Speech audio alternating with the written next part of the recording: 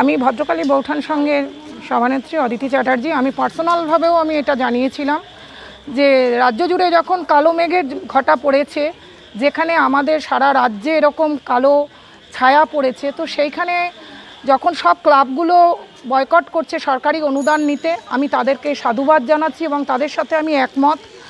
যে আমরা মাটির প্রতিমার পুজো কি করব, যেখানে আমাদের পুজো মা আসার আগেই আমাদের মায়ের জ্যান্ত মায়ের বিসর্জন হয়ে গেছে, তো আর নতুন করে আমরা মাকে এনে আর তাকে বিসর্জন কি দেব? হ্যাঁ, এই বলে হ্যাঁ হ্যাঁ, তাই জন্যই আজকে আমাদের প্রতিবাদ। আমি চাই এর বিচার হোক। অদিতি চ্যাটার্জি, ভদ্রকালী বৌঠান সংঘ।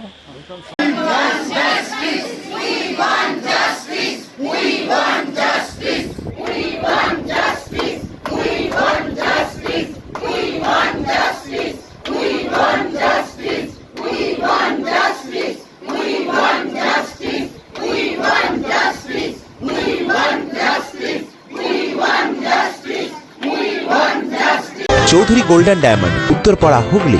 সব উৎসবে, সব পার্বণে সবার মনে সবার প্রাণে Chowdhury gold and diamond, Uttarpara থানার বিপরীতে।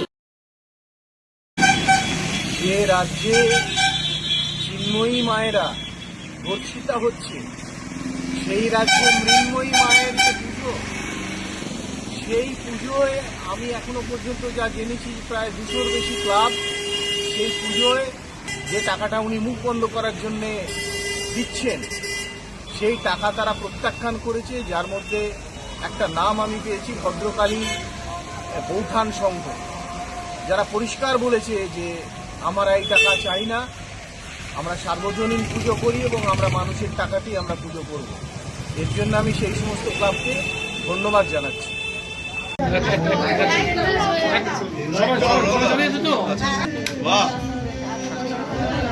দারুণ দারুণ।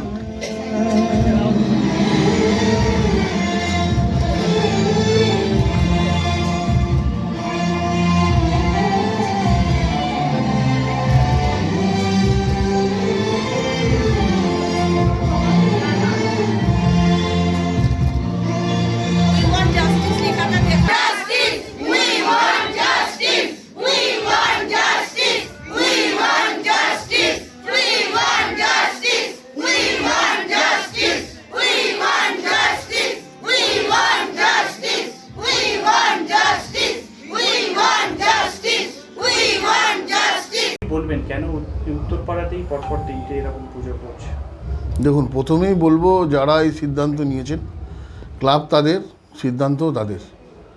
ঘটনাটা যারা করছেন, এই সরকারি টাকা যে অনুদান সরকার দেয় সেটা কিন্তু সরকারের টাকা এবং সরকারের সাধারণ মানুষের করের টাকা থেকে সরকার মানুষকে পুজোতে আরও উৎসাহিত করার জন্য এই অর্থ দিয়ে থাকেন।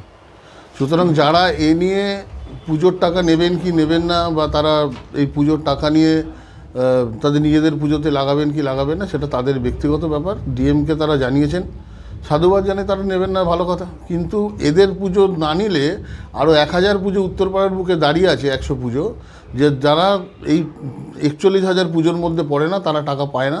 অলরেডি তারা আবেদন করবেন, কেউ যদি না নেয় তারা নেবেন না। কিন্তু আরও বহু পুজো আছে যারা এই পুজোর অনুদান পাওয়ার জন্য কিন্তু সরকারের কাছে আবেদন করতে প্রস্তুত। এবং আরও বলি, দেখুন, সরকার এই ঘটনা কিন্তু নিন্দনীয় ঘটনা, সমাজে কখনোই এই ধরনের ঘটনা কাম্য নয় এবং সরকার তার বিরুদ্ধে সঙ্গে সঙ্গে ব্যবস্থা নিয়েছে। এবং এখন যে তদন্ত করছে সেটা কিন্তু সরকারি তদন্ত, পশ্চিমবঙ্গ সরকার তদন্ত করছে না, ভারতবর্ষের সর্ববৃহৎ যে সংস্থা সিবিআই, তারা এটা তদন্ত করছে। সুতরাং আন্দোলন যদি সরকারের বিরুদ্ধে হয় সেটা করতেই পারেন তারা না, কিন্তু এইটা কেন্দ্রীয় সরকারের বিরুদ্ধে বলুন না, সিবিআইয়ের বিরুদ্ধে আন্দোলন করুন না, তাহলেই তো মনে হয় ভালো হয়। এটা আমার বুদ্ধিতে মনে হলো এই কাজগুলো করলে তাদের ভালো। আমার নাম সন্দীপ কুমার দাস, সম্পাদক, হুগলি শ্রীরামপুর সাংগঠনিক জেলা তৃণমূল কংগ্রেস।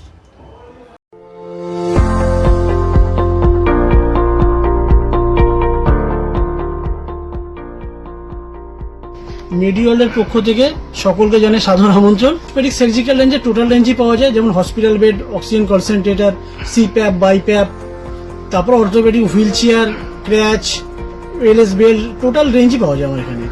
মেডিওয়ার্ল্ডের পক্ষ থেকে সকলকে আমাদের এখানে আসার জন্য আমন্ত্রণ জানাচ্ছি। আমাদের ঠিকানা 35 Netaji Subhash road, Uttarpara, Hooghly, near town school এবং ইউকো ব্যাংকের মেন ব্রাঞ্চের পাশের রাস্তা। এবং আমাদের আরেকটি ব্রাঞ্চ আছে, সেটা বালিবাজারে।